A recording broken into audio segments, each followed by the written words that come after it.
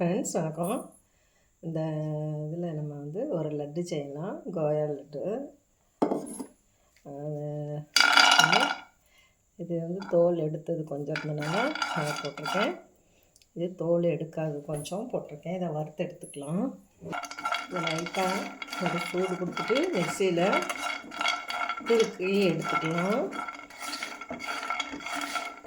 இதை லைட்டாக வறுத்தாச்சு போடுங்க. இதை வறுத்து எடுத்தாச்சு. இப்போ முந்திரி லேசாக வறுத்துடலாம். இதே எடுத்துடலாம். சும்மா லைட்டாக ஹீட் பண்ணுவேன் போதும். போரா அப்படின்வாங்க. இதில் நான் 3/4 கப்புக்கு எடுத்துக்கிட்டேன். 3/4 கப்புக்கு எடுத்தால் ஒரு 1/4 கப்பு தண்ணி ஊற்றலாம். குறைஞ்ச தீயில் வச்சுக்கோங்க. ஆல்ரெடி சூடாக இருந்தாலும் சீக்கிரமாகவே இதாயிரும். இதை எப்படி செய்யணுன்றதை காமிச்சுக்கிறேன். நீங்கள் லட்டு செய்யும்போது சுகர் பவுடராக போடாமல் இப்படி செஞ்சிங்கன்னா உங்களுக்கு லட்டு நல்லா நரன்ற தன்மையோடு இருக்கும். இப்போ அடுப்பை பற்ற வச்சிடுறேன். நான் ஆஃப் பண்ணிட்டேன்.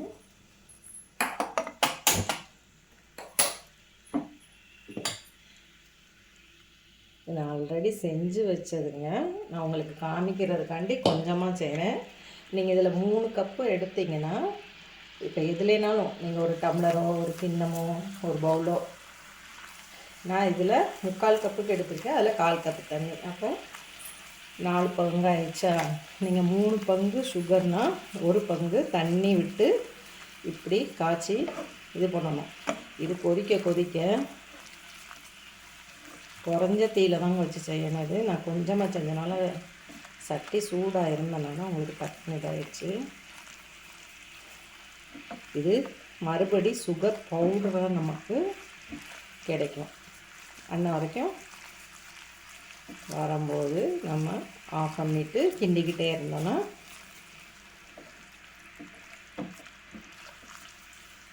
குடிக்கிட்டு பாருங்கள்.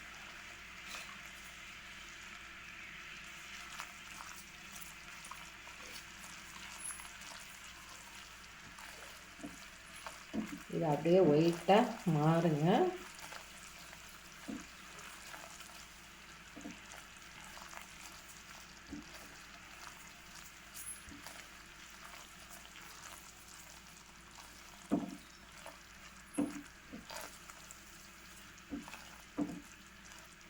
பார்த்தீங்களா சேஞ்ச் ஆகுது. நான் வீடியோ ஆஃப் பண்ணாமல் அப்படியே உங்களுக்கு காமிக்கிறேன் எப்படி வருதுன்றதை. ஈஸியாக சிம்பிளாக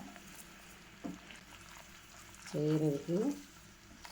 மறுபடி பாருங்கள், அது சுகர் இதாகுது. விடாமல் கிண்டுங்க.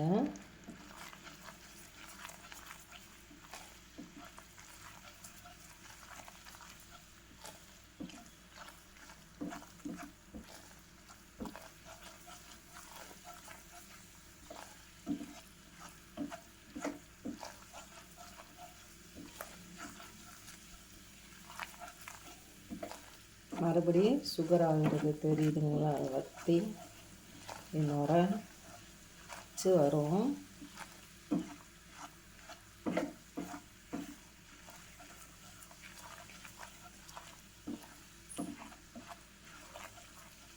நம்ம ஏபிசி மால்ட்டுக்கு எப்படி கிண்டுவோம் அதே போல் இந்த லாஸ்ட்டில் ஆஃப் பண்ணிவிட்டு நம்ம அதை கிண்டி விட்டுட்டே இருந்தோன்னா நமக்கு சுகரு இதாயிரும்.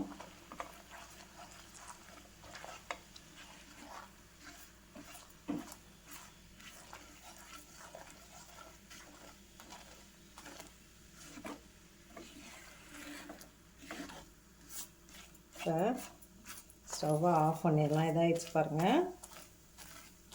ஆயிடுச்சுங்க சுகரை. இதை கிண்டி விட்டு பாருங்கள் எப்படி இதாகுது. உடனே ஆயிடுச்சு. இந்த சுகரை எடுத்து நீங்கள் லட்டுக்கு யூஸ் பண்ணிக்கலாங்க.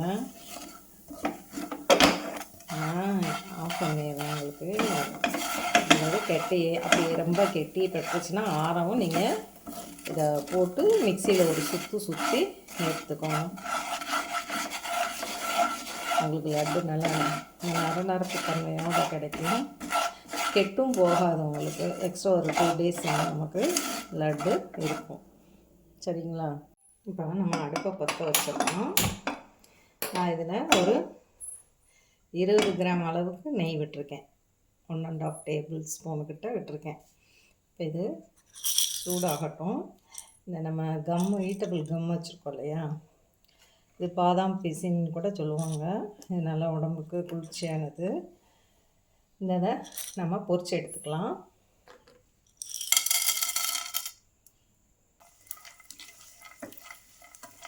பொரியுது பார்த்தீங்களா? இப்போ குறைச்சிருவோம் அடுப்பை. குறைஞ்ச தீயில் வச்சு பொரிச்சு எடுத்துக்கலாம். நல்லா பொரிஞ்சு வருது பாருங்க. இதெல்லாம் நல்லா பொரியணுங்க.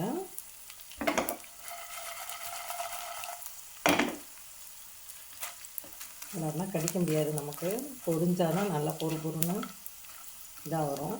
இந்த கலராக உள்ளதெல்லாம் நல்லா தள்ளி விட்டு பொரிச்சு எடுத்துருங்க நெய் இருக்கிற இடத்துல.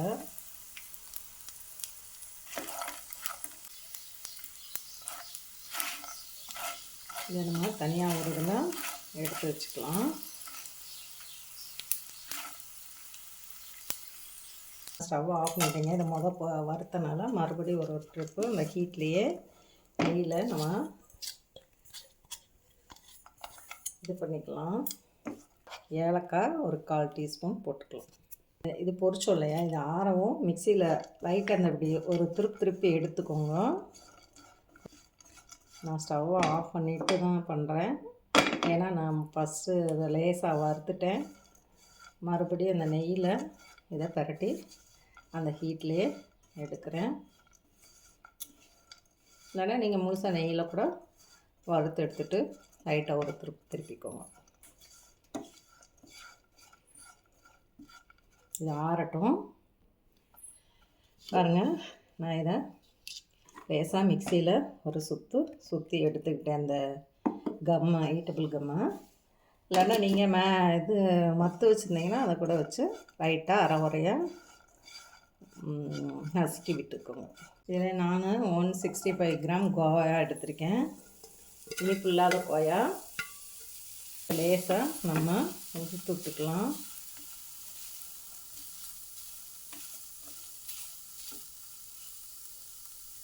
இது ஃப்ரிட்ஜில் இருந்தனால கொஞ்சம் ஜில்லுன்னு இதாக இருக்குது. இதை கொஞ்சம் லைட்டாக நம்ம மசிச்சு விட்டு ஒரு 2 நிமிஷம் 3 நிமிஷம் சூடு பண்ணி இதை எடுத்துக்கலாம்.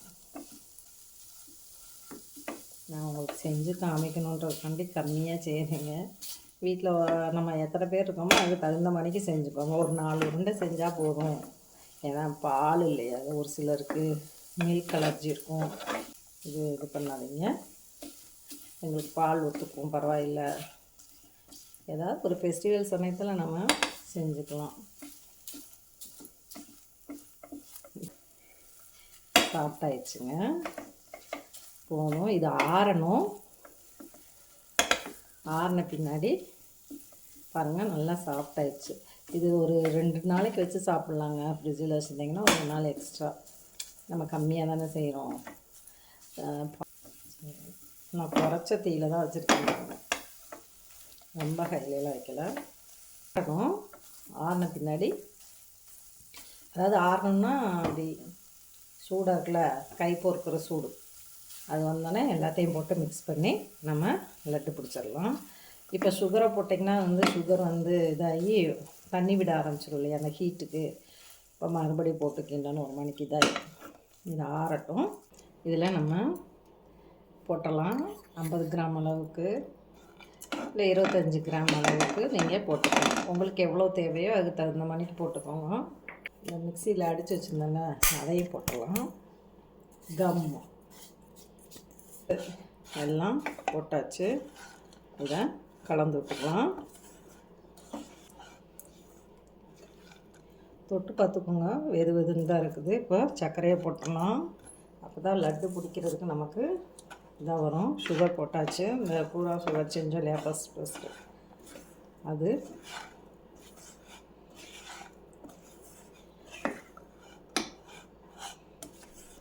இது ஒரு எவ்வளோ சொல்லலாம், 65 கிராம் 70 கிராம் சுகர்கிட்ட போட்டுக்கோங்க. உங்களுக்கு இனிப்பு ஓவராக இருந்தாலும் நமக்கு நல்லா இருக்காது.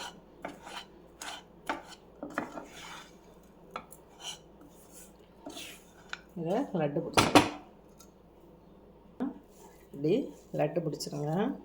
இல்லை லட்டு பிடிக்கிற மோல்டு இருக்குது, அது வாங்கி கூட நீங்கள் யூஸ் பண்ணிக்கலாம். சும்மா சின்ன சின்னதாக பிடிச்சிக்கிறேன். உங்களுக்கு எப்படி பெருசாக வேணால் பெருசாக பிடிங்க, சின்னதாக வேணால் சின்னதாக பிடிச்சிக்கோங்க. பாருங்கள், எனக்கு 9 லட்டு வந்திருக்கு. நீங்களும் இதே போல் செஞ்சு பார்த்துட்டு எப்படி இருக்குதுன்னு சொல்லுங்கள் டேஸ்ட்டு. என் சேனலுக்கு லைக் பண்ணுங்கள், ஷேர் பண்ணுங்கள், கமெண்ட் பண்ணுங்கள், சப்ஸ்கிரைப் பண்ண மறக்காதீங்க. இது மாவா கோந்து லட்டு. தேங்க்யூ ஃபார் வாட்சிங்.